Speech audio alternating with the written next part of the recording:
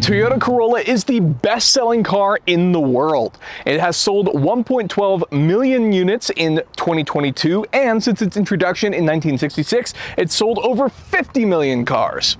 Now, just by looking at it, you can see the size is fairly compact, which makes it easy to park. The car is fairly reliable, and if you do need to purchase parts, they are fairly cheap, and last but perhaps most importantly, they are affordable. This is the 2023 Toyota Corolla Hybrid SE all-wheel drive sedan, and it comes as part of the new trim lines added for 2023. The base model LE starts at $21,700, and this car that we have with us today, as tested, comes in at $30,388, and that includes delivery, processing, and handling. Now, today we're going to be going through the exterior of the vehicle. We'll highlight the interior, talk about the powertrain, and of course, we'll take it for a drive, including some comparisons. But before we get too far, huge thanks to our sponsor, Land Air Sea. Today's video is sponsored by Land Air Sea. Keep tabs on all your valuable assets from the palm of your hand. Remember, with Land Air Sea, theft is temporary. Visit landairSea.com to order your Land Air Sea GPS unit for your classic vehicle. So starting with the exterior of our 2023 Toyota Corolla Hybrid, you can see that our car is finished in this cool dark gray. It's called Underground from Toyota. Now there's some cool changes at the front here, first being the sort of front fascia. It might look a little bit more aggressive than usual, and that's because there is this front bumper that has some more aggressive lines in it, depending on what trim level that you choose to go with. That may change the look of the vehicle, sort of based on personal preference, and it's purely cosmetic. One of the other things we have is we also have our black sport mesh grille, which is also going to be added with our SE trim level. And then because this is a hybrid, we do have the bluing around the Toyota badge as well. Come around here, you can see we have our headlights. These are LEDs with daytime running lights in there as well. Those are of course automatic. As we come around to the side, we can now see we also have these awesome 18-inch alloy wheels, which are finished in graphite on this car, which is pretty cool that we have 18-inch wheels now offered on a Toyota Corolla. On top of that, we have some fairly skinny tires, and what that means is, as a consumer, if you're going to be purchasing this car, these tires, when you need to replace them after driving, commuting to work, whatever you're doing with this workhorse of a car, you're going to need to replace those, but they're going to be cheap because they're fairly skinny, fairly small tires, which is always a good sign. Same thing with the brakes that are underneath here. When you need to replace these as a relatively lightweight car, these should last you a fairly long time, as long as you're not driving too crazy or too hard on the brakes. As we continue, there's some other cosmetic options that are added to this car as well. The first one being right here. This added little bit is actually our sort of sport rocker trim that has been added to the side of the car. It doesn't do anything too crazy for the car, but it's there cosmetically if you want it. In the back here, we do have our all-wheel drive badge, which this car is equipped with all-wheel drive, but it's really more of a part-time all-wheel drive system that I'll get into once we're talking about the powertrain. As we come around to the rear, you can see we have our fuel filler, which is locked, which is a fairly nice feature. You unlock it from the inside via button. And then in the back, we have our color keyed spoiler in here, which is also a little add-on option. Makes it just flare, makes it look a little bit better, but that's personally up to you depending on what you're looking for.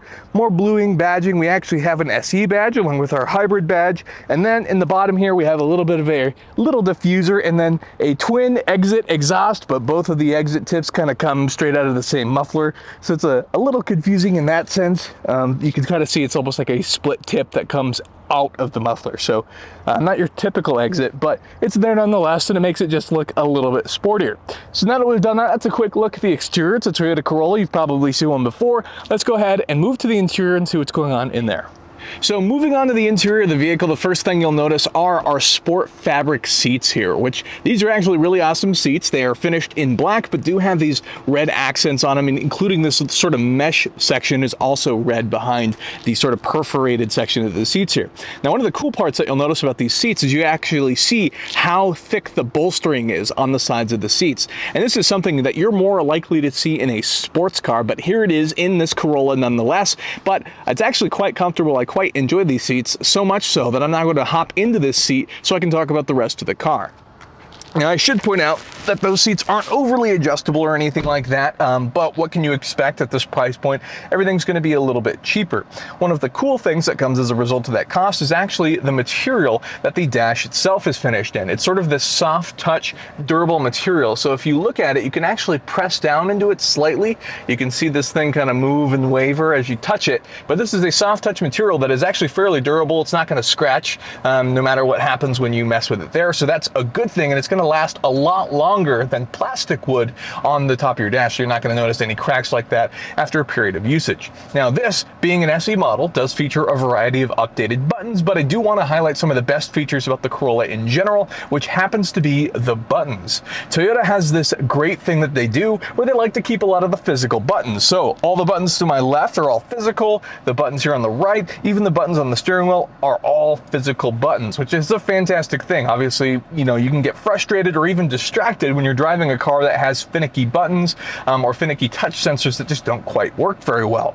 Some of the other things that have been updated, this car also has the Toyota 3.0 Safety Sense features, which also features all of your driving assist that can all be turned off, turned on, or even toned back depending on what your preference is. I personally don't really like to use them, but I will say that some of the features work fairly well in this car and didn't bother me too much as far as the sort of standard driving.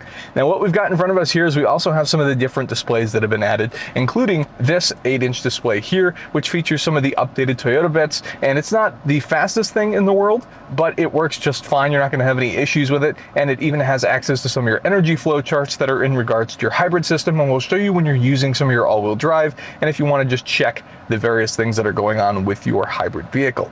Below that we have a lot of our HVAC systems and even some of our vents, and then below that in the center we have our drive mode, EV mode buttons, and our shifter. And one of the things you might not be used to is next to a normal gear select there's actually a B at the bottom. Now what that B is, it's essentially almost like a trail brake for the Corolla going down hills. So if you're going down a steep hill and don't want to totally burn up your brakes and take it slow, you can just put it in the B gear. So essentially just use it as a way to keep the car in the lower gears as opposed to just keeping it in drive. But honestly, I don't think you'll ever have to use that. There's no situation I can think of where you'll really need to use that gear. So I would just leave it in drive if I was you for most of that.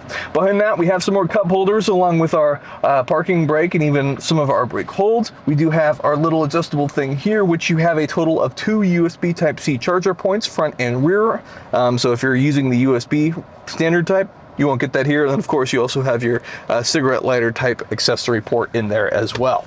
The seats have all of your button controls like to be expected from any other Toyota. It's fairly standard here as far as cruise control, driver assist adjustments. And then the gauge has 2 physical analog gauges on each side with your speedometer and your tachometer, but then in the middle you do have a multi-informational display that allows you to function through and cycle through things, including look at your MPGs. There's even an option that'll update some of your MPG features and tell you what you can do to sort of get better fuel economy, whether that's if you're pressing too hard on the pedal, whatever the case is. This car will make some suggestions to make sure that you're getting the best gas mileage possible, which we'll talk about more later as we get to the powertrain section. One of the other cool things about this, now even though it's a fairly bare bones but very functional interior, is like I said, this has some more options, including the fact that this has the JBL premium 9-speaker audio system. Now that is a $600 option that I would highly encourage if you're going to be driving this car, because even though the interior is very nice and you have fantastic visibility because of the way the 8 pillars are set up, sometimes you can get a little bit of freeway noise, which I'll show you more in the driving portion later, but the JBL audio will more than make up for some of the added freeway noise you get while driving this car there. Now that we've taken a look at the front of the interior, I think it's time for me to hop in the back and show you what the back seat room looks like in our Toyota Corolla. Okay, so now I'm sitting in the back of our Toyota Corolla, and as you can see, I sort of fit. My hair is definitely going to get messed up from this drive by sitting in the back here. I'm about 6 foot even for reference, but I do happen to fit in the back here. There are some weird things in the roof line. Obviously, having the moonroof in the front there actually helps quite a bit as far as the headroom goes for the front people in the front seats. This isn't bad though. I could easily sit in this for a reasonable drive either to another city. I'm not sure I'd want to do a whole road trip in this car per se, but you could easily fit your kids back here. You could definitely fit other adults if you're just going to dinner or whatever, or a short trip. It's certainly a very usable back seat in a fairly compact car, and even with the front seat set up for me to be sitting in it as well. Now that being said, obviously if you're over 6 foot, your experience may vary and you may want to test this for yourself before you consider purchasing a car like this, but it's not bad. As far as functionality, there's not a whole lot back here. We do have our various added bits. As far as folding down, there's enough room where I'm not shoulder to shoulder with the person next to me, and you do get your own 2 USB Type-C ports that are in the back here as well, along with your own window controls and even your own speakers, so you can bump along too when you're using that JBL premium audio system. So that's a quick look at the back seat. Now, of course, it's time to take a look at the super exciting powertrain. Okay, so now we're going to take a look at the powertrain of our 2023 Toyota Corolla Hybrid. So taking a look at the front there, one of the first things you'll notice is we have a Toyota badge on the top of our valve cover here. Now that engine is reminding us that this is of course a hybrid vehicle because we have the bluing in the badge, as well as we can see all of the orange various coatings that's required by the government for vehicles that are going to be having the high voltage battery systems for hybrids and electric vehicles. Now for this one in particular, what you're looking at is a naturally aspirated 1.8 liter, which is actually smaller than the standard base 2 liter that comes in the non-hybrid models, and that makes 138 horsepower and 105 pound-feet of torque, and that's not a whole lot. I'll tell you that this thing can kind of struggle on the freeway and struggle going up hills as well, but I'll get more into that in the driving section. That engine and hybrid system with the batteries and electronic motors is paired with an eCVT transmission, which does suffer from some rubber banding issues, but that's not uncommon for the CVT. Now, one of the cool trick parts about the way that this car is set up is perhaps the part-time or active on-demand all-wheel drive system that is equipped on this car. What that means is there's a single electric motor that sits on the rear axle that spins the rear wheels when it needs to. So this car is primarily front-wheel drive driven. That's where it's going to be sending all of the power all the time, but occasionally when it needs it, it will kick it to the rear wheels, making this car all-wheel drive. That happens initially on stops and to initial acceleration. So every time you come to a stop sign, it's generally going to help you to accelerate away and it's going to shut off, or in traction situations. So if the car finds itself losing traction, maybe you're on snow, maybe it's slippery, whatever the case, then it's also going to kick on the all-wheel drive system in that instance as well. So it's not all the way on, but you can manage that energy system I showed you earlier when we were in the interior to go ahead and see when the car is sending power to the rear wheels if you feel so inclined to do so. So perhaps the most important thing when buying a hybrid is of course going to be the fuel economy. So the EPA rating for our car here is rated at 47 city and 41 highway, and that's 44 combined. Now the interesting part about that is because this is the all-wheel drive model, actually sits a little bit lower than it would be if you bought just the front-wheel drive hybrid, which then bumps it up to the low 50s. So that's kind of an interesting characteristic there. The other interesting part obviously being that the city rating is actually higher than the highway. Typically what we see is the other way around. The city is lower with all the stop and goes, and of course highways tend to be better where you can get at a cruising speed and the engine can drop into lower RPM cruising gears and idle a bit longer. The reason for that is because this is a hybrid system, so what this engine is going to be doing, it's going to be shutting on and off constantly, and of course it's even going to be using EV mode under low accelerations or when you come to a stop, which of course saves a ton of gas if you're using the electric power that the car has built up, either being charged through regenerative braking or using the alternator in the vehicle rather than having to rely solely on the combustion engine that sits in here.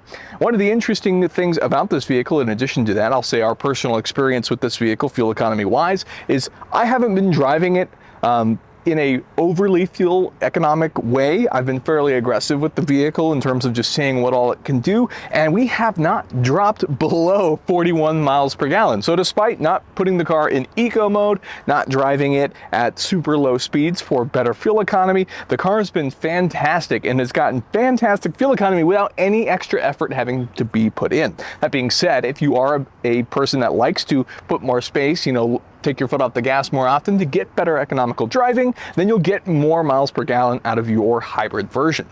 Now on top of that, the cool part is this has a small tank. It's only 11.3 gallons, which might scare you a little bit at first. I will tell you that the other non-hybrid models have a larger 13-gallon tank, but the crazy part is with how good the fuel economy is in this vehicle, that means at a minimum, you're going to be getting 463 miles on one tank, which is huge. That's certainly more than for most people to be able to do a week commute. This car might even last you a few weeks on one tank, depending on how far your commute is. So that's something to consider. Even though it is a small tank, the good news is when you do have to fill up that tank, it's going to be fairly cheap, because when you're paying a few bucks a gallon, you only have to pay for 11 gallons versus the 20+ gallon fuel tanks that you'll find in larger SUVs and trucks. So that's a pretty exciting feature. And obviously the fuel economy is great in this car, but it should be compared to the Prius, which is a few $1,000s more, and you can decide whether you want the increased fuel economy and the extra price, but we'll talk more about that at the end of the video. So with that, let's go ahead and take this car for a drive and see what it's like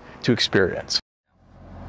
Okay, so now we're going to take our 2023 Toyota Corolla Hybrid for a drive. So we're going to go ahead and leave it in normal, put the car in drive, And let's take it out. Of course, one of the things I mentioned earlier that I really wanted to point out was that we're actually going to pull this car onto the freeway as well, because there's some things that I want you to be able to hear in the car that'll hopefully get picked up on the mic here, so you can sort of get a good understanding of what all is happening here. Although I'll mention right now that you're not going to hear the audio because we don't want our video to get copyright striked on YouTube. So with that, we'll go ahead and get it going. Now this sounds just like any other hybrid. A lot of it's going to be fairly standard because it's a CVT transmission, as I mentioned earlier. You have a little bit of that rubber banding where you're going to be managing the gas pedal a little bit more just to try to get some more response from the car, but it drives no problem once you get sort of used to it, or if you're familiar with the way that Toyota uses their hybrid systems, it's going to be fairly straightforward for you.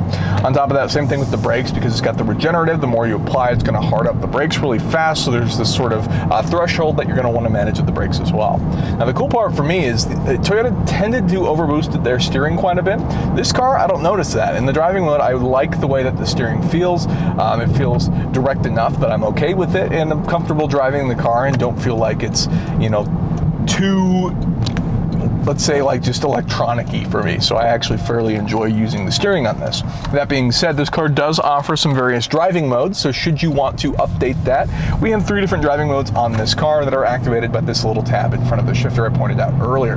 What we have is we have normal, which I'm currently driving in, which is just recommended for everyday use, but there's also an eco mode and a sport mode, and the sport mode's kind of interesting. This car is equipped with sport suspension, but it doesn't readjust or anything like that with the sport mode. Instead, what's going to happen with the sport mode is the car is going to want to present itself to be more sporty. You're going to have the steering tighten up a little bit and just various things like that to make the car seem like it's doing more, although let's be honest, you didn't buy the hybrid version because you wanted the sports car.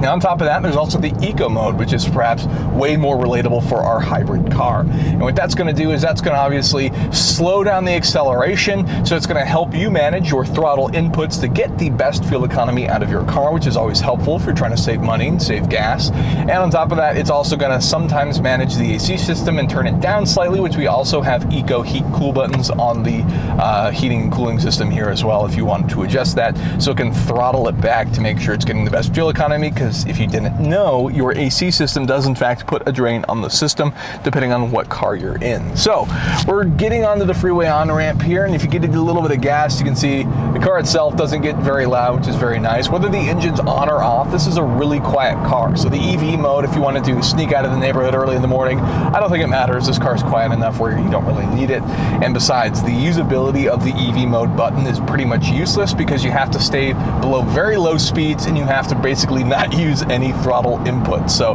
not really a practical mode. Now as we get up to highway speeds here, I'm going to have to start talking a little bit louder and louder as some of the various noise starts to pick up, because there's not very much sound insulation in this car. That's why I really suggest that JBL audio upgrade, because as you get going at speed, it becomes fairly noisy, and obviously the road terrain that you're on, this is a fairly smooth bit of highway that we're on currently, and so it's mostly just various wind noise and that sort of highway hum, but it really adds up over time because there's not a whole lot of sound insulation, because that helps save weight, it helps save cost, and it's gonna make sure that you get better fuel economy, but it's also gonna keep the prices low. So that's one of the things that you have to accept as a trade-off should you be looking to purchase your Toyota Corolla hybrid. But on top of that, the actual driving experience is fairly good. The sport suspension is nice when you go into higher speed turns that you're going to be doing if you're traversing certain areas. It's fairly nice. The car feels really planted over the grand scheme of things, which is pretty nice and what you want if you're going to be driving the car. So it's a fairly nice driving car, and it's smooth as well, which is, I think, is fairly impressive, especially for what you're considering out of a car like this. And if you may be driving it every day as your commuter, using it as an appliance car, whatever it's going to be able to fill that for you. And of course, like I said, you also get access to all of your MID information, which is fairly helpful, and it's going to be fairly straightforward. The visibility is very nice, and if you get the driver assist options, that's also going to give you your warnings, take a look at your mirrors, help you stay in your lane, whatever the case, the auto braking, all of that's available in the driver assist packages as well. So a fairly straightforward review as far as the driving characteristics. The thing with this car is ultimately, if you're going to be purchasing any car, what we always suggest is that you go and test drive the car in person. Because while I can tell you what I think in my various experiences with the car, you might find some of that useful or relatable, but you should do it for yourself just to make sure that everything, seating position, the way the car feels, all of that's right for you. So now we've given you an overview on our 2023 Toyota Corolla Hybrid, and it's easy to see why it's the world's best-selling vehicle, most importantly being of how affordable it is. On top of that, there are some customizable options that you can get, but it serves best as an appliance car, getting you to and from work or moving your family around depending on what you need to use the vehicle for. Now, the important details come in terms of the hybrid. It gets fantastic gas mileage, but there are some other options that are available in this marketplace. More specifically, Honda and Hyundai tend to come to mind as some of the competitors that are available, and some of those offerings can generally see bigger trunk space than you'll find in the Corolla. However, this is a Toyota, and it has to be said that with some of Hyundai's other issues that affect insurance and even resellability, you will always get better resale value with a Toyota badge than you will with the Hyundai badge, as in the current market. With Honda, that can sort of be argued either way. It's important to obviously compare both options for yourself and see which car you would prefer.